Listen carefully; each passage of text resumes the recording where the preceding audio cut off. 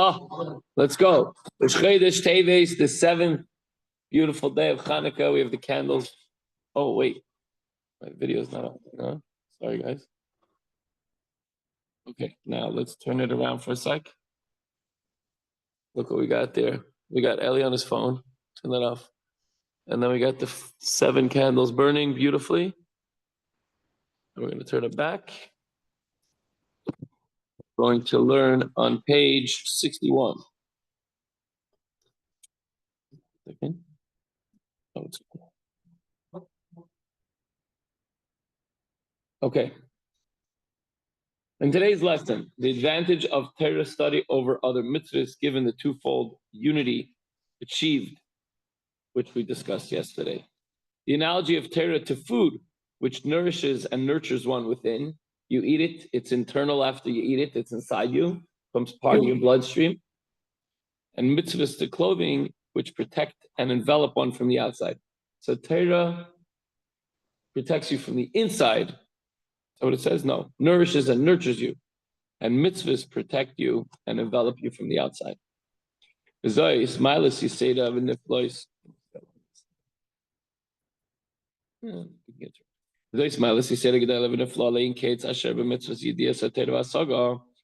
the distinctive and great and wonderful superiority of the mitzvah of knowing and comprehending Torah. Oh, it's good to learn Torah, but to truly know it, to have das with Torah, next level. Call mitzvahs ma'asiyos over all the other action mitzvahs. Even mitzvahs that are performed through speech, like Torah learning, but other mitzvahs, you say the words, you daven, you say the benching. That's a mitzvah in the Torah. I like pointing that out all the time because, davening is midrabanan. Benching after you eat bread is from the Torah. It's one of the most important mitzvahs. Even when it comes to learning Torah, saying Torah, verbally. But comprehending Torah takes it to the next level, as we're about to see. They call mitzvah shebedibur u'maisa kadosh baruch hu mabish as a nefesh makif ad Hashem me'reisha vad ragla. Through all the mitzvahs performed in action and speech, Hashem clothes the soul and envelops it with His light from head to foot, from the highest level to the lowest level, surrounds the person.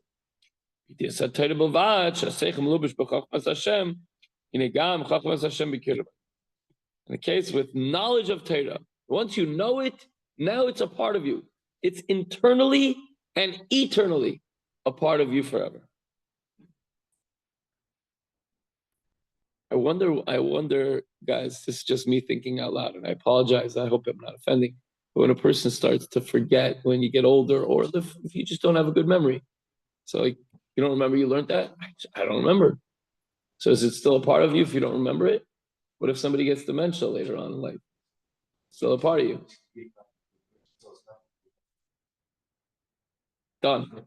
Once you understand it, and also a lot of times, even the dementia patients that we work with, so maybe the short-term things, what happened yesterday, what happened last week. Once you bring something up from the past, you say, Maida Ani, and they go, Ufanecha, Shema Yisrael, Hashem Elokeinu. Masha seichel masig v'seifis u'makif b'sichle mashef shaloi lispais u'lahasig midias atayra, through his intellectual comprehension and grasping and encompassing whatever Torah knowledge that you're capable of grasping and understanding. Ish kifi sichle v'kares yidias v'asagosai v'pshat remez drushtai. Pardes. Each man according to his level of knowledge of understanding. Some people can understand deep concepts in the Torah. Other people understand basic, but that's okay. Whatever it is, you're grasping, it becomes a part of you. Through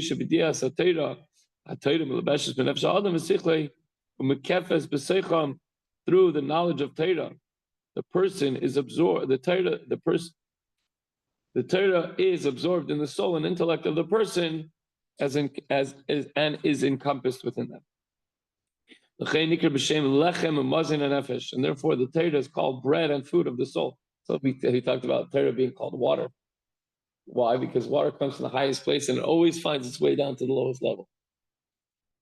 So too, Torah always, it comes from the highest, it comes from Chokmasei, Ratzin Shal Kadosh Baruch Hu comes from the will and wisdom of Hashem, and it comes down to the lowest creature down here to be able to learn it. And also, it's called bread and food of the soul because it sustains you.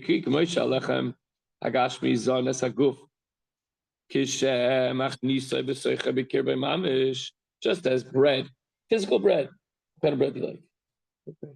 White bread. You have different kinds of bread, baguettes, bagels, just like it nourishes the body when it's ingested and absorbed within it, when it is transformed there into blood and flesh of one's own flesh. And then a person can live and be sustained. You can only fast for a certain amount of days, although you have to eat something. Through the knowledge and comprehension of Torah by the soul of where are we? Of a person who studies it well, with the concentration of his intellect, he puts his mind to it. Then his best as to the point where the Torah is grasped by his mind and is joined with him, they become one. You don't have to say, it's just one with you. We got that. Nasa Muslim and Nefesh.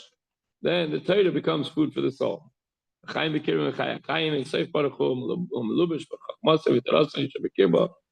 It becomes inner life for him from Hashem, who is clothed in his wisdom, who is clothed in his wisdom and Torah that are in the soul of the Torah student. So if, we said it yesterday, you want to become connected to Hashem, learn Torah. Now, you want Hashem to be inside of you? Okay, of course we have the neshama, the part of God. But you could take the deepest parts of God, the highest parts of God, and bring it down into your soul and into your body. This is the meaning of the pasuk. The Torah is in my inner parts, meaning the Torah is food for my soul. As it says in Eitz Chaim, the Shar Mem Dalet Perik Gimel, so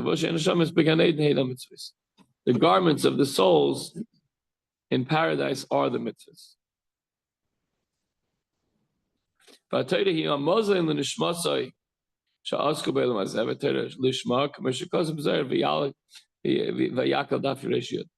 Torah, on the other hand, is food for the soul. So again, the mitzvahs are the garments. What are garments? You wear something, you take it off at the end of the day, you put something else on tomorrow. Fill in, you put it on, now we're on to the next mitzvah. Hit the menorah, whatever we do. The Torah, on the other hand, is food for the soul in Olam Hazeh.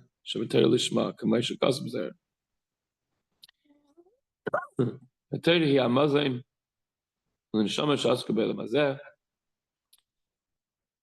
the Torah is food of the soul in paradise, which has engaged in Torah for its own sake during their life on this earth. The meaning of Torah study for its own sake, lishma, just for learning Torah itself, with the intent of binding one's soul by God, by comprehending the entire, but then it's not for itself. Steve, there's an ulterior motive to make it food for the soul. But each person according to the level that he can. We have a question. If Torah and mitzvahs each have their own unique quality, then why the superiority of Torah over mitzvahs? We could say we need the garments. A person can't walk down the street naked. You need garments. So we need mitzvahs to be the garments. Alter Rebbe answers this by defining the terms food and garments in their spiritual context.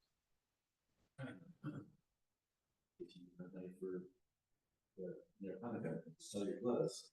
So, right, so you're selling your clothes for the mitzvah. So then you light it when you're naked? You have other clothes. You have other clothes. You need some clothes. You can't.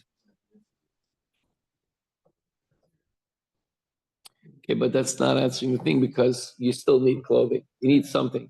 So there has to be an advantage. What is it? But that's a good point. It ties in. We're talking about light, indwelling of light, encompassing light, the Chanukah light. We're on Chanukah today, of course. But Mazin, the food of the soul refers to the level of indwelling light The garments are first to encompassing light. So it's pnimi and makif. Our sages have said that Torah study is equal to all the other mitzvahs combined. The fisha mitzvahs hein levushim levad. The mitzvahs are garments, while Torah is food and also a garment for the intellectual soul. So therefore, it has an advantage. The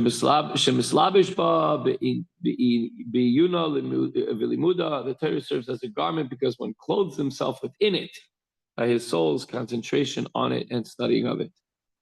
So obviously it goes in, but while you're studying it, your mind is encompassing it. Then once you chap it, you grasp it, now your body and your mind is, first it's encompassing you, then you're encompassing it. When you're concentrating, when you're doing the mitzvah itself, so you're studying Torah, that itself is a mitzvah, so it's surrounding you. It's still in the Chachma Bina stages. The idea of, what am I going to learn? Okay, love it. Let me learn this. Let me focus on this. Let me concentrate on this. Let me thoroughly understand this. And then it becomes one with you. And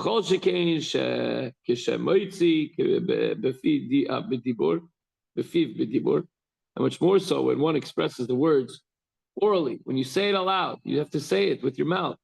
The breath of speech becomes a kind of encompassing light.